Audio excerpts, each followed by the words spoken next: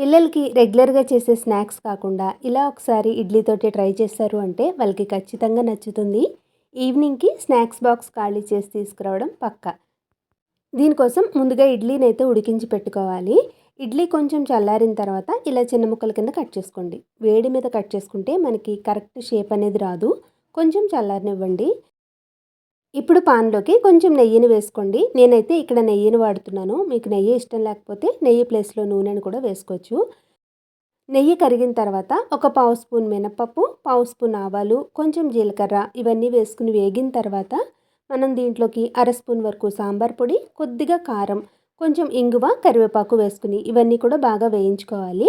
ఇదంతా కూడా మనం లో ఫ్లేమ్‌లో పెట్టుకునే చేసుకోవాలి. సాంబార్ పొడి కానీ, కారం కానీ మాడిపోతే ఈ రెసిపీ టేస్ట్ అంతా కూడా మారిపోతుంది. ఒక్కసారి ఇవి వేగిన తర్వాత మనం కట్ చేసుకున్న ఇడ్లీలని వేసుకుని ముక్కలన్నింటికి కూడా ఈ కారం అంతా పట్టేలాగా వేయించుకోవాలి. అంతేనండి, ఇడ్లీ ఫ్రై అయితే రెడీ అయిపోయింది. పిల్లలకైతే చాలా చాలా నచ్చుతుంది. మీరు కావాలంటే దీన్ని మిగిలిపోయిన ఇడ్లీతో కూడా ట్రై చేయొచ్చు. వేడి వేడిగా తింటే ఇంకా చాలా బాగుంటుంది. నేను ఇక్కడ సాంబార్ పొడి వేశాను కదా, దాని ప్లేస్‌లో పల్లీ పొడి కానీ, పుట్నాల పొడి కానీ వేసుకుని కూడా ట్రై చేయొచ్చు.